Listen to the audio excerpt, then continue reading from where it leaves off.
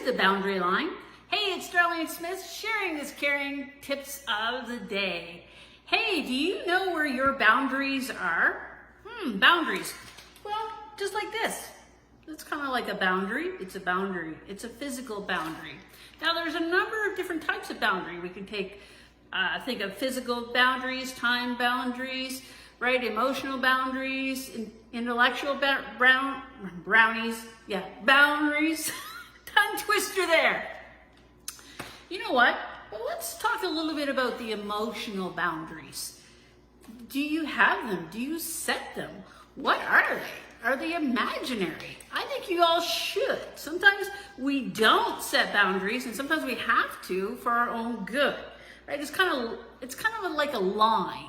And yeah, it can be imaginary, or it can be a physical line. And it puts a limit on the areas, right? So that's why there's different types of boundaries, but we're dealing with emotional boundaries today. It's kind of that dividing. Now, emotional boundaries is a form of self-care, which we all know is important. It's kind of like put the limits on, right? Because sometimes if you don't, people just go like, whoa, they've had enough. Now, they're healthy emotional boundaries. And those are basically your values that you own, the feelings and the needs that you have, right? And it's by setting boundaries, you're allowing you to let go of worry about others, how they feel, what they believe, right? They can help, having emotional boundaries can help you from overextending yourself, right? Sometimes we all just get too busy doing too much with too many things.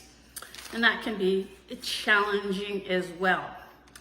And if we set emotional boundaries, it's really respecting and honoring feelings and our energy, because it has a lot to do with energy as well, right? When your energy is drained, you know what? I need to set some boundaries to get refueled.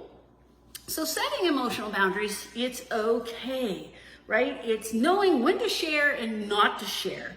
And, who are the people to share who are the people that would respond poorly, right? Because if they're going to respond poorly, then that just drains what's left of your emotional boundaries as well, right? And here's some examples, and I thought these are good. When I share my feelings with you and get criticized, it makes me totally shut down. I can only share with you if you're able to respond respectfully to me. I'm sure you can relate to some people. I'm so sorry you're having such a tough time right now. I'm not in a place to take in all this information. Do you think you could come back to this conversation later? Sometimes it's not the right time or place for that emotional boundary or the conversation. I'm having a hard time. I'm really need to talk. Or are you in a place to listen right now? That's important too, because not everybody is in the right place or at the time to listen. So here's some emotional boundaries violations. Dismissing and criticizing feelings, right?